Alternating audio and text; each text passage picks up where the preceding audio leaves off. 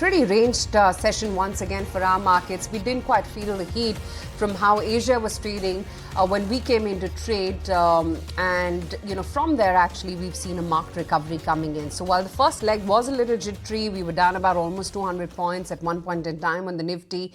What with the news flow around the tariffs now being doubled from 25% to 50% on both steel as well as aluminum by US, so that did bring about a little bit of shake-off. There is a fresh escalation between the war between Russia as well as Ukraine, so that's adding to a little bit of global volatility, if you will. But even Asia markets, look at Hong Kong, for instance, that also managed to recover quite a fair bit from the session lows. It was down about almost 2% or so at one point in time.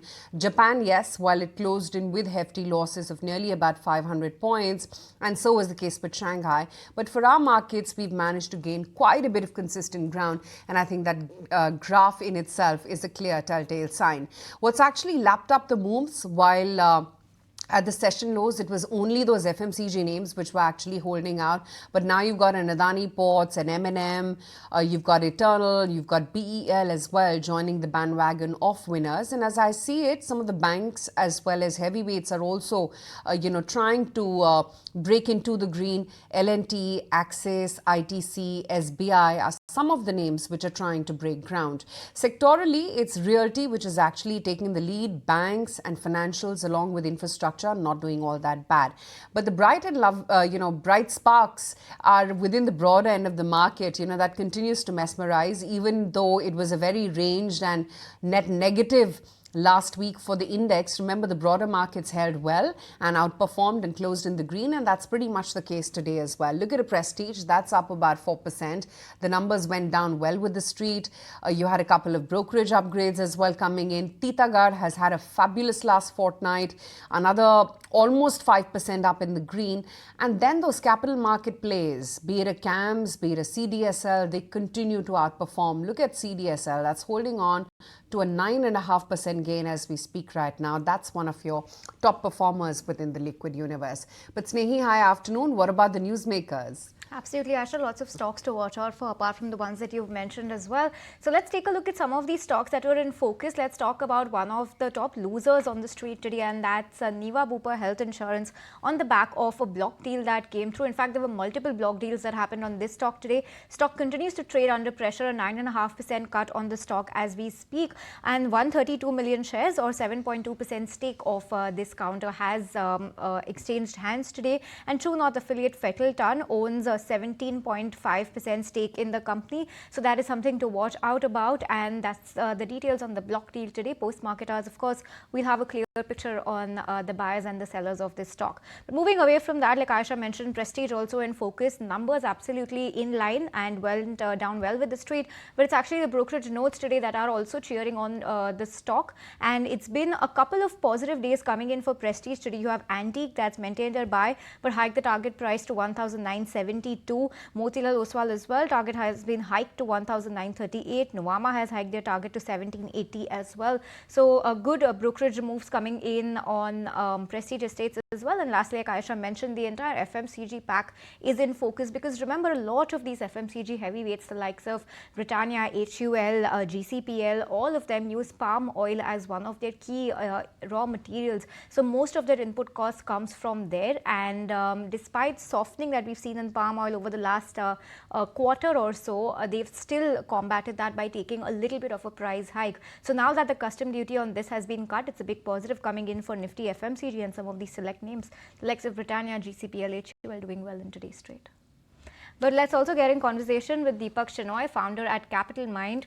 He's joining us on the show right now. And Deepak, hi, good afternoon, and thanks so much for joining us. Lots to talk about. We have lots of news flow that's trickled in over the course of the weekend. We've seen a tumultuous trading day today as well.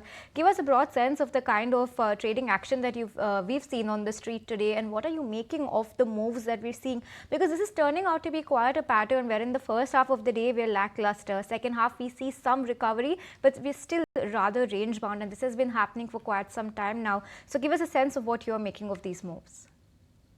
So overall, rough situation is that the Nifty is down a little bit, it seems today, but the mid and small caps seem to be in good shape. Even the next 50 is. There have been some more results that came in the last part of last week. So by and large, I think some of the small and mid cap, the earnings growth has been quite good compared to the Nifty. And in comparison, also some of these stocks are doing well on the back of a bunch of perhaps new moves, whether it is financialization in general. I think we saw about 25,000 crores enter the markets as fresh entries into mutual funds in April. And given that May was like a 9% plus month for small caps, and small cap funds have been the second largest recipient of funds in April, I think that will kind of bolster more retail investment into domestic funds even more. Given that, I think overall fund flows seem to be more concentrated towards domestic. There is also a lot more action in terms of results, and some of these tariff news and all that stuff, which is kind of still creating a lot of uncertainty. I think people have come to the realization that there's a little bit of back and forth, and not anybody says something about tariffs that is likely to be changed very quickly in whichever direction, and mostly in the direction of removing those tariffs in a short period of time. But I feel that in the end, we'll come down to 10% tariffs by the US to everybody. And by and large, some countries may receive a little more, but I don't think this is going to be a major impact longer term. Once we realize this, it's less of an impact overall. The themes that seem to still be working is manufacturing, is financialization, and is maybe defense as well. The themes that hurt perhaps are commodities, because a large amount is based on worldwide demand as well. So that theme seems to be constant. I don't think today is any special day in that sense, but we have to be cognizant that as these tariffs come off, and as eventually the wars in the world come to some kind of conclusion, the upside for India is definitely strong. And I'm biased, I'm a fund manager, so we have to be positive. But I think some of the positives are going to get more visible in the next 6 months. Yeah. And in any case, since India is not a major exporter of steel or aluminum to the US, there shouldn't be any direct or major impact. Yes, perhaps Hindalco could be one such case in point which could feel the heat, given that Hindalco has Novelis, which is its US-based subsidiary. But from what we understand is that they're already in talks with the US government for an exemption. The repercussion, of course, the China impact, if you will, could be that perhaps dumping from several countries into India could happen. It's already been happening, and that's been a concern for India. So supply perhaps will intensify, and eventually it will impact prices as well. But let's see how that story actually plays out. But yes, it has been another tariff threat by US President Donald Trump, for sure. He's announced plans to double tariffs on steel imports from the current 25 to 50% effective from June 4th to try and secure the steel industry. Here are what he had to say. We are going to be imposing a 25% increase. We're going to bring it from 25% to 50%, the tariffs on steel into the United States of America, which will even further secure the steel industry in the United States. Nobody's going to get around that. So we're bringing it up from 25%. We're doubling it to 50%, and that's a loophole. And okay, that's the word coming in from the US president on his decision to announce tariffs on steel and aluminum, and hike the tariffs rather. But not just the major trading economies, the smaller ones too will be affected by Trump's tariffs. This is the word coming in from Jonathan Barat. He adds that 50% metal tariff is likely just a negotiation tactic, but a 25% tariff is also damaging. Let's go across and listen into his view on the same. If you're working from 50% down to 25% lower, it is still an additional tariff. It is still an additional tax. And that in itself, I think, is an issue in terms of where you think with that supply and demand. And of course, I think the economy will start to soften whilst these tariffs remain in play. The economy in China still remains soft. We just had some recent numbers, obviously on last Friday. So when we actually see the economy remaining soft, we haven't got those green shoots of recovery. So if you still keep that capacity, and remember we are going into the summer period, so we will sort of get reduced capacity. But if we do get increased capacity, China will have no choice but to sell it to the nearest bidder. So I do think that in itself becomes an issue there, unless she can really motivate her economy so that any excess can be used domestically. Pocket which continues to mesmerize, and that's really been the capital markets theme, right? I mean, just ahead of its IPO nod, look at National Stock Exchange. I mean, the valuation has surged 60% to now almost about $58 billion. And this is just soon after the COVID lows, I think. From then to now, it's really been one of these stories. And this is still not listed. But within the listed universe, I mean, look at some of the plays, some of the AMC names, the brokerage stocks, names like CDSL, for instance, some of the exchange names, BSE, what, stories these stocks have actually been. Deepak, I mean, you always debate about whether that's the right price to pay for any of these capital market stocks or not. They've already run up so much. But is there still value on the table anywhere within this theme? So, Aisha, I'll be honest. We run a company in this industry and therefore very, very heavily biased.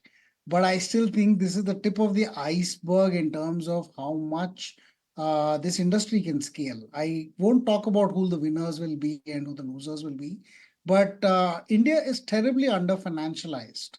Less than 18% of our GDP is in mutual funds, whereas in America, that number is more than 100%. So to a certain extent, there is a lot of room for the Indian organized financial industry to move. We are moving away from the real estate, gold, and chit funds kind of products to save into real financial products or financial products of a more regulated sort, which I think has a lot more potential. You're seeing this happening. 25,000 crores a month net new inflows, most of that coming through SIPs. This hasn't slowed down meaningfully, even through the fact that the markets have corrected. We've seen more regulatory action that has fortified. So whether it is an RTA, whether it is an AMC, whether it is an exchange, or whether it is a depository, all of them are getting more and more prominent in the overall structural framework of regulation. And now it's becoming more and more easy to transact in them, to deal with them once if a person dies. Transferring a financial product is way easier than trying to transfer, say, real estate or anything like that.